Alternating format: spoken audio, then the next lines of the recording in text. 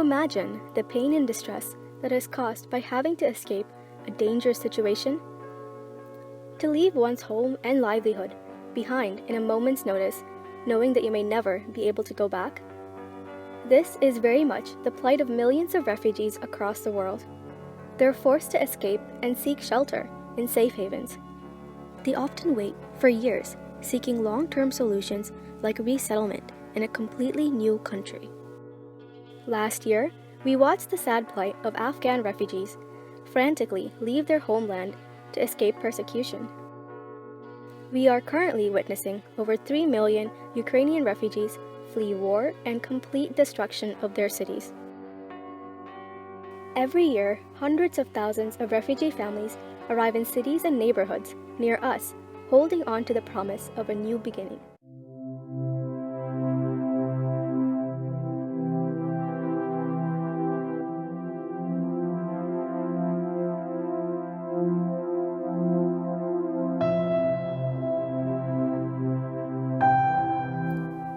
Let us take a quick look at the resettlement process of refugees upon arrival in the United States.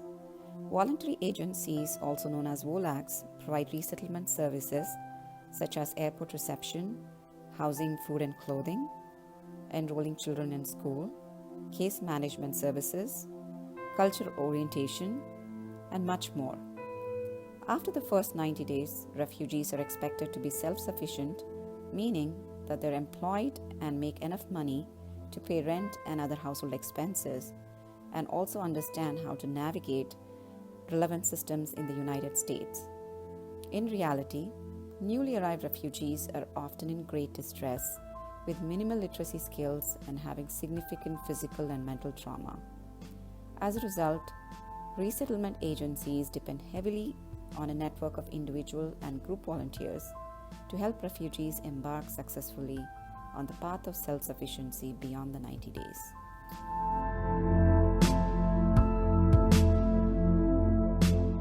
We had to leave and get on the plane and find somewhere where it's safe. We got to Colorado, and that was a strange place to us. You know, amongst our excitement and amongst our anticipation for a better future for us, you know, I was still thinking, what have I done to myself? You know, why I left all that history and then mounted to nothing, because I started from scratch in Colorado. There wasn't something that I could rely on. I didn't have an employer that somebody can ask and, you know, get a reference from. It was a strange place to me. It mattered that there were people that were able to take us in, having nothing, not more than a suitcase. They were able to bring us in to their homes, to a place where we felt safe, and we can start all over again.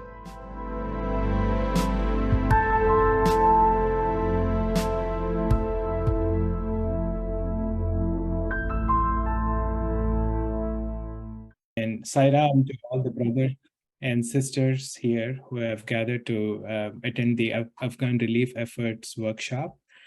It's my great honor to moderate a workshop panel, and we have members represented from both Region 1 and Region 10. So I would like to first introduce our panel to you. First is Brother Vinod Patel, who is from the South Houston Psi Center in Region 10. Next is Sister Leena Kalkhadgi, who is from the Northborough Center in Region 1. Then we have Brother Mahesh Rege, who is also from the Houston, Texas area from Region 10. And last but not the least is Sister Deepthi Baireddy, who is from the Chelmsford Center in Region 1. Now, there has been an influx of Afghan refugees into this country for the past 1 year, and there have been extensive relief efforts by various organizations in coordination with the government, and this includes the Psi organization as well. Now, this panel couldn't have been any better, as all the 4 panelists have been at the forefront of the Afghan relief activities in their respective cities and counties, and together have accumulated an enormous amount of expertise in these relief efforts. So we'll first begin with a video made by our Psi brothers and sisters from the Houston area in Region 10 that showcases their journey with the Afghan relief activities during the past year. Please take a listen.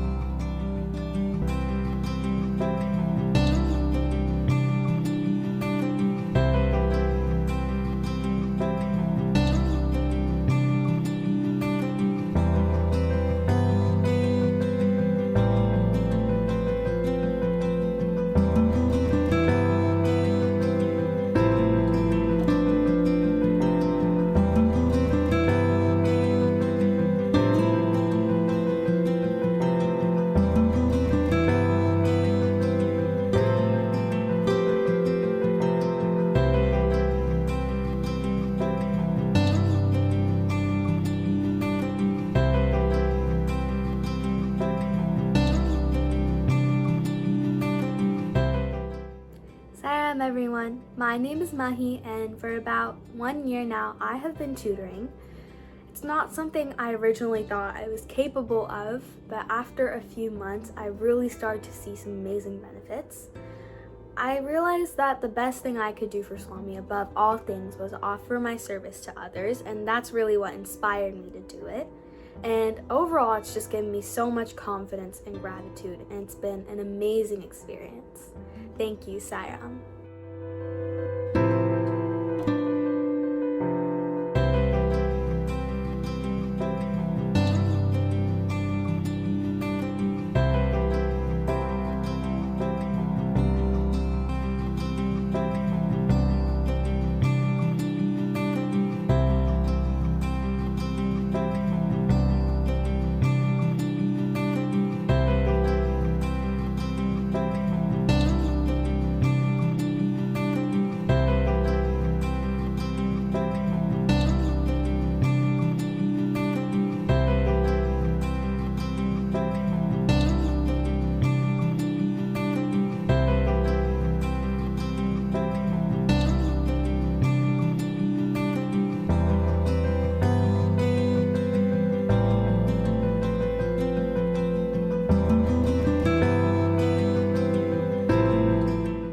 Well, I'm Ibrahim Mujadidi, and I'm a part of our community, Afghani community. We heard that people are coming from Afghanistan, and a lot of them are coming in, and they need some help and all that. So as a community, we came out to get this started. We started in September of last year, and we collected all, and we distributed to, so far we have distributed to 310 families. We need to thank the Sai community for all their support.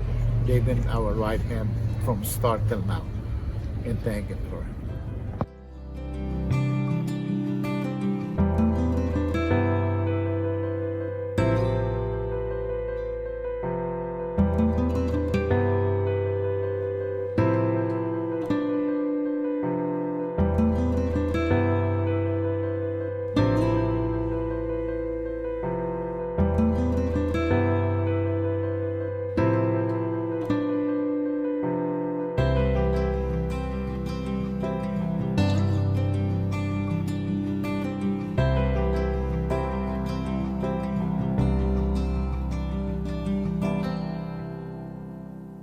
Now we'll move to a short presentation by Sister Lena, who is going to talk about the Region 1's perspectives on these relief activities. Region 1 had undertaken similar activities with the Afghan refugees in the Boston, Lowell, and the Worcester areas. So, Sister Lena, let's listen to Sister Lena for a presentation.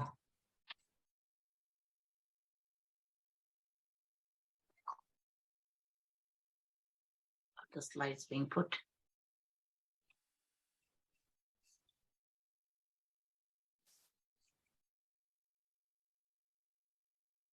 SLN, are you able to share Sister Lena's slides?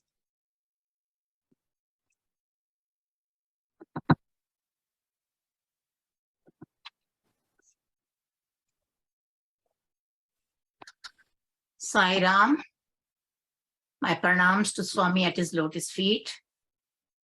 As you have seen the video and the work done at Houston for the refugees, similarly in Massachusetts, we helped the refugees. As you know that Afghan families came to US from WOLAX, an active US resettlement agency. About 2,000 families came to Massachusetts, 750 to Worcester, and 200 to Lowell. Coordinating with the local resettlement agencies, these families were set up in affordable housing, and a lot of apartment setup was done by several people. As you can see from the pictures, a lot of supplies were given, from beds to necessary articles for the house. They were provided with groceries, clothing, household supplies, baby supplies. They were getting rides to the hospitals, grocery stores, and other refugee access to public benefits such as EBT cards, cash assistance, health insurance, WIC programs, and many others programs. The key highlight here is we were able to get free internet connection through Affordable Connectivity Program. They got computers, tablets, phones from them. Also, we connected them to Mass Hire for jobs and other organizations who helped them with resumes and finding jobs.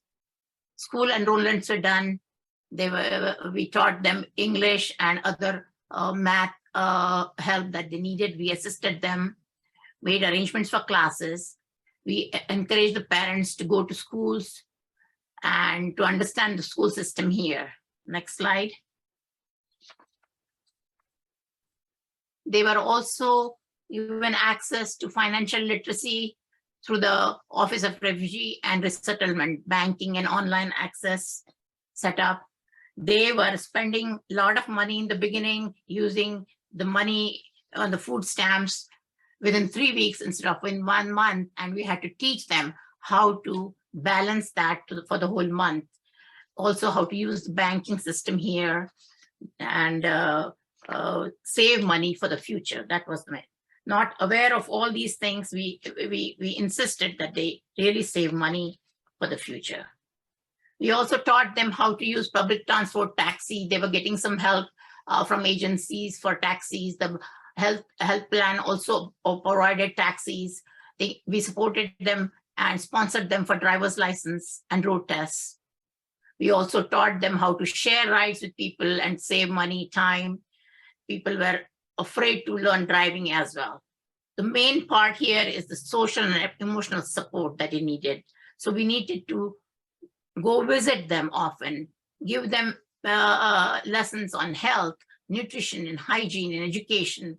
By talking to them, understanding their culture, and telling the culture about here, speaking about it, telling them stories to help settle down here. So now in the last 9 to 10 months, we have been supporting these families.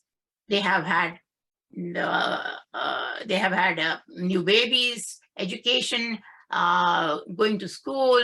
They have learned how to ride cars, but there's still a long way before we can call them that they are comfortably settled. So our effort in this direction continues. Sairam.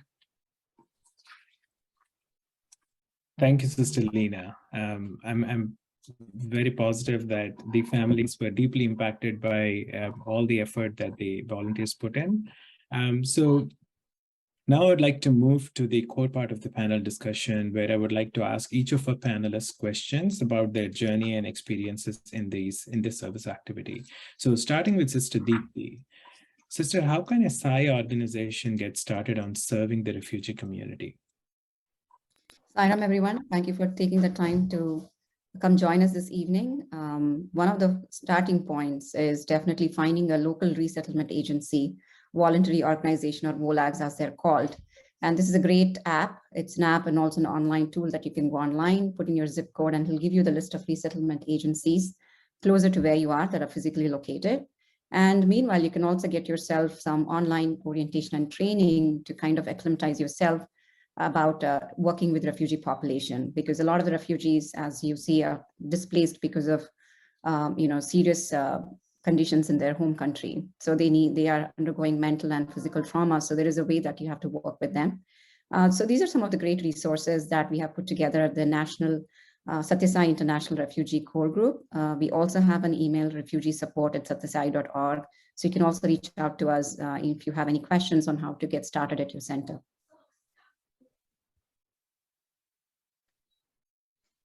So there are state-specific resources is a great resource also to find out how you can connect the families with resources in your local communities. So I think just finding out where the agency is located and working with them would be the first step. But if you need support and help in contacting that agency, we at the core group in the National Refugee Core Group at the SAI Center, the international organization, we can help you assist with that. Thank you, Kondal. Thank you, Sister. It is really an invaluable document, and I highly recommend everyone to go through it in detail, and we'll make sure that it's made available to all the participants after this discussion. My next question is for both Brother Mahesh and Sister Deepthi. I'm going to start with Brother Mahesh. So, brother, what are the current and the emerging needs of refugees as we move into the phase 2 of this initiative? Brother, thank you so much for the question. In phase 2, some of the needs address the path to becoming independent, self-sufficient, and sustainable over the long term. Their needs are now transitioning from depending on food stamps to providing for themselves through generating income. A lot of refugees have worked as accomplished professionals. Obtaining jobs that are commensurate with their skills and experience is now a focus. In many cases, developing new skills that are viable in the job market need to be developed through vocational training or formal education in colleges and universities. Children are now enrolled in schools. However, they need to adapt in several ways, learning English if they do not already speak it. More importantly, integrating into American society and culture. Understanding and availing of healthcare is another very important need. Sairam. Thank you, brother. Sister Deepthi, would you like to add? Yeah, I have just a couple of things. Those are really great point. Economic empowerment is one of the key things for them to have an updated, have the capacity to continue a standard of living in this particular new country. One other thing is the Afghan refugees have come, majority of them on a parolee status. Only 10,000 or so of the people have a special immigration visa that allows them a direct path to permanent residency, whereas most of them are on a parolee status, which is a 2-year authorization to work in the United States. So there is a call by all the voluntary organizations and other community partners to help to push Congress to support the Afghan Adjustment Act. And if you are an attorney with immigration background experience and you can help process, that'll be a great service to the refugee population, especially the Afghan refugees, since they have come more than 80,000 in numbers as of August 2021. It's, put an unprecedented burden on the resources that agencies, are finding it difficult. So there's a longer wait list. And as we all know, the immigration system is kind of broken. So there is really, a long path ahead of them. And we're also seeing that there is, because of the significant cultural differences that, between the American lifestyle and in India, in Afghanistan, there is a scope that we are seeing a need for mental health support for both men and women. So I think those are some of the resources that we could provide for the families. Yeah, those are excellent opportunities for all of us. So thanks for bringing that up. My next question is for Sister Lena. So sister, what are some of the ground level challenges in refugee relief activities and how can we best overcome them? The main ground level challenge I felt when we started with the refugee program was communication. We were not understanding Pashto and Dari, and Afghans were unable to express in English. Because of that, many kids missed school, bus many times, not knowing the day, time, date. They missed doctor's appointments. Also, learning for English class. When we set them up on computers, they were not able to log in every time. It is a hassle even today for many. So how did we overcome some of these in the beginning? And slowly we are getting better at it. But a person speaking Hindi or Urdu helped. There was only one among the 40, 50 that we started working with. And using a translator on the phone helped. Taking a picture and sending on a WhatsApp would help, especially for exchanging mails or emails when they couldn't understand what was in their mailbox today. They would scan it or take a picture and just send it to me. Otherwise, we would do voice messaging. They would record on WhatsApp or in the message system, and we would answer their questions. Sometimes show and tell, showing the object, showing the item would help. And even we created a calendar where we would put down appointments for them that they had to go on this particular day. While teaching English, many times When they failed to come on the Zoom we created, they would say, go on WhatsApp, we'll work on WhatsApp. So we came up with difficulties like that. Then we also did organize their folders for them by name. And then we asked them to write down, this is for this person, this is for your daughter, this is for your wife, this is for your son. So they would write in their language, and then they would be able to quickly pull out the information for that person in the family. So communication-wise, this is what we tried. And now that they're learning English, they can express a few words, make a few sentences, and we are hoping that they can pick this up in another few months and be able to really talk to us in sentences, but they are still far off. So our help continues there. The next challenge is having volunteers.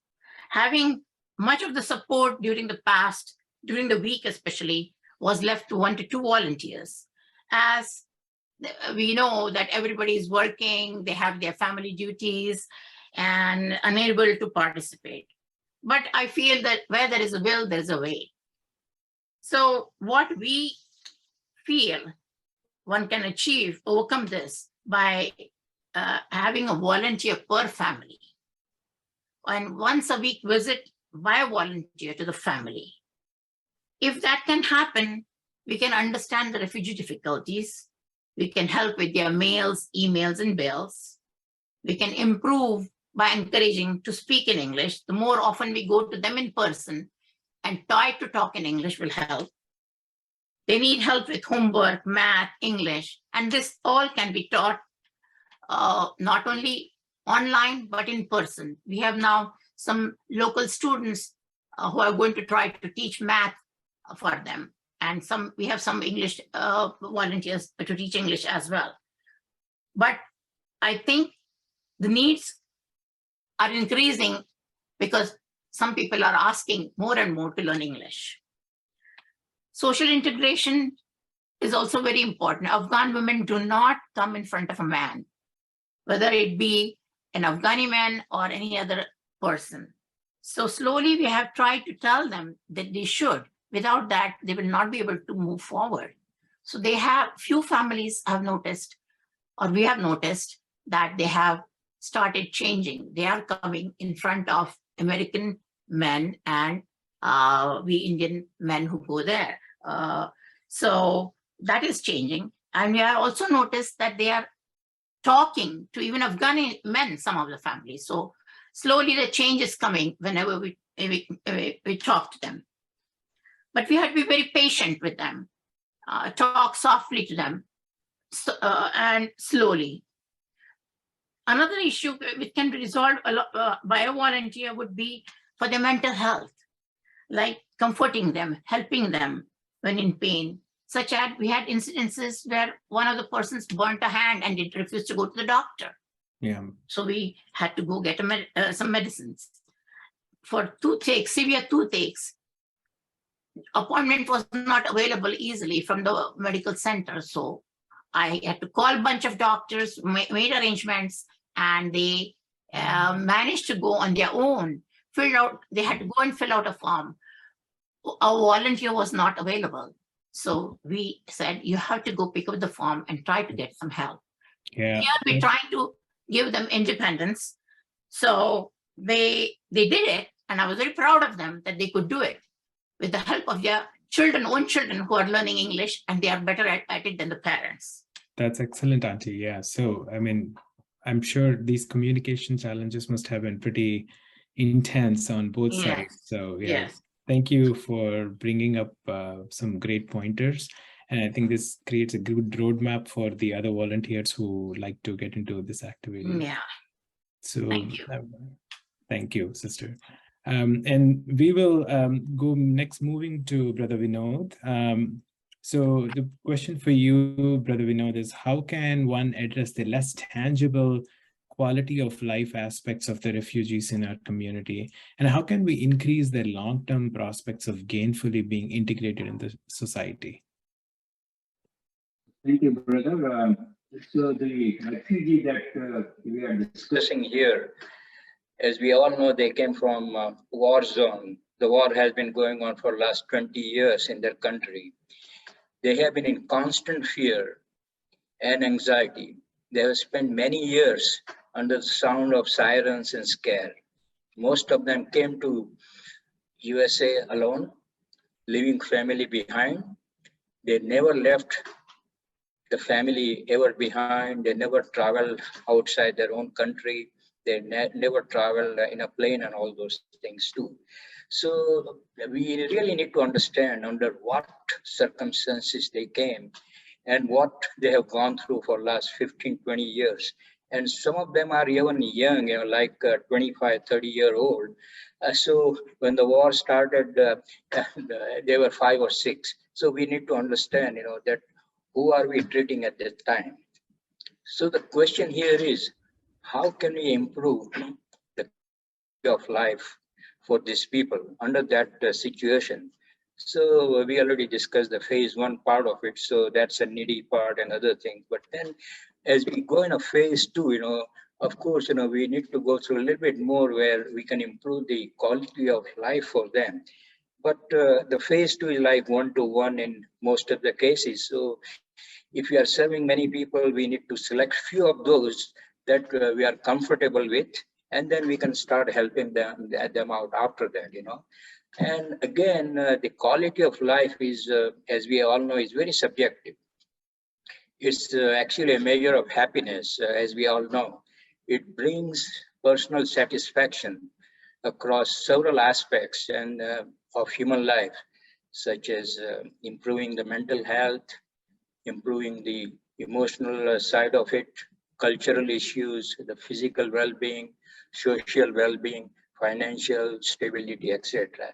So when we kind of tackle all these problems in some way, then I think ultimately the quality of the life does get improved. At least we as a SSSIO group are making an effort. So what is the role from the SSSIO volunteers over in Houston? So what we did, we built up a personal relationship.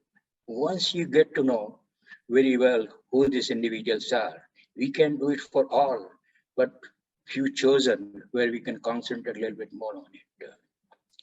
We make them feel like someone is with them when help is needed. We think of during the festival side also, such as Eid, when there was a Eid, we kind of called them and we said Eid Mubarak, and we actually went there and we also distributed some sweets. They feel like we are part of a family. So we got that sort of connectivity by going through this type of different actions. We supported and make them feel like there is someone who could be their lifeline and mentor whenever there is a help required. So in other words, we got to have the constant communication. We really need to understand. We need to kind of feel like they're family people. So they may not call us because sometimes they are shy. Sometimes they feel like, oh, you guys are busy. We want to disturb you. But I think we need to take a little bit more of a proactive action and feel like somebody's thinking about it. When they receive a phone call, dear brothers and sisters, they feel so good about it. They don't get a phone call like that from any other agency or any other people. So they are really happy when they receive a phone call like that. So we support it for their job-related past experience, in the car insurance, the green card, the health issues, socializing with them, including their family back home. We have also called their family as well along with them. And so when we do all those type of things, then we feel like the quality of the life is improved. So I'll just take 1 or 2 examples, brother. So just give me a minute or so. So we have one person, we found out that he's a tailor by profession, not a highly professional guy, but we knew that he knew how to sew the clothes. Immediately, as soon as we found out, in a spur of a moment, we gave him a sewing machine. We told him that, hey, these are the few clothes. Can you just kind of alter this clothes with this and that? And once we found out that this particular guy is really an expert in this area, we took upon ourselves, we found a job for him At the moment, he's thinking about opening his own tailoring shop, so that's a wonderful experience that we have. And then we constantly speak with him after that and make him a family man or something like that. Yeah, no. So there's one 30 seconds. There is one guy who is a full dentist coming over here. He's useless as far as dental profession is concerned, which everyone knows here. We found a job for him with one of the dental clinic, and they gave him a job as a dental technician. Now he's starting to go to a school. It will take about 5 or 6 years, but at the same time, he has a job that he will continue as a dental technician, and he's kind of surrounded by a few of the technicians as well, and few of the dentist doctors. So when we try to improve their life, when we try to make them self-sufficient, when we try to make them self-dependent, when they are able to send some money to their family, I think the life that they have lived before versus life that they are living now is going to be different. So these are the various different areas under which we, as a SSSIO volunteers of Houston, we are a wonderful opportunity, and we're going to keep going with it as we go through more and more time. So absolutely. That, yeah, thank you. Yeah, these are some really great examples of integration into the society, and I think they're really inspiring stories. So my final question of this panel discussion is for Brother Mahesh. Brother, this is actually a two-part, or maybe we can even make it a three-part question. But the first two parts are, how can SSSIO centers develop the capacity to take on refugee projects, and what is needed of us to really embrace these kind of projects and be successful with them? Yeah, thank you so much, brother. So Swami has said that our body is like a block of ice which is melting away every moment, and before it spends itself, Swami reminds us, devote it to the service of others. So it only takes a loving, open heart to get started on serving refugees. Taking on a project like this can appear very enormous, daunting, and open-ended. But SSSIO centers might consider starting in small yet significant ways. A lot of projects can be done at home on one's own time, such as tutoring, preparing resumes, and searching for jobs. There are a number of resources that we can tap into in order to meet the needs of the refugees, such as providing free laptops, internet services, etc., as Sister Deepthi has shared a little earlier today. Spreading this awareness amongst the refugees will go a long way in helping them accelerate the journey of settling in their new communities. These efforts can also be carried out collaboratively across multiple SSSIO centers around US.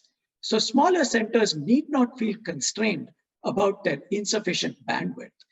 And finally, it's also important to continue to spread the awareness of ongoing work so that the spark of divine inspiration can be awakened and spread within the SSSIO community.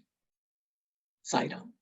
Thank you, brother. So I'm going to throw a short question for you also. Could you also speak a little bit about the most gratifying aspect of this service? I know you've been involved in it for a long time, so I feel like you're a great person to answer that question. Thank you, brother. Serving the Afghan community really made me realize how privileged we are to have a solid roof over our heads and food on the table each and every day. The refugees who have arrived here have little idea as to where they would live, how they would find a job, or oftentimes how to speak the local language. Serving this community has been very eye-opening and humbling, also a unique honor. The services that we have provided have always been received with great appreciation, joy, and gratitude. Every interaction with the refugees has humbled me and swelled my heart. It has taught me that true enduring joy is possible even in the hardest of circumstances. Like many acts of service, I have learned and gained so much more than I have ever given. And finally, we have to recognize that we are serving ourselves and not others, because this is an opportunity to enrich our own lives. The other person that we are serving is just a reflection of ourselves. Thank you. Thank you, brother. So I would like to take this opportunity to thank the panel for sharing their expertise and insights. It was really inspiring to hear you all. It was really like a shot in the arm for me, and I just can't wait to jump into the service. And I'm sure it was equally inspiring for all the brothers and sisters who attended this workshop. So I had shared the email address in the previous before the room closed. We will try to share it again. So if anyone has a question about how to get involved or any question for the panelists, please feel free to email to that email address, which I'm going to put it in the chat shortly. With that, thank you and Sai Ram to all of you. నిస్వార్థ సేవ వలననే మానవాళి ఏకత్వాన్ని గుర్తించడానికి వీలవుతుంది. One can recognize unity of humankind only through selfless service.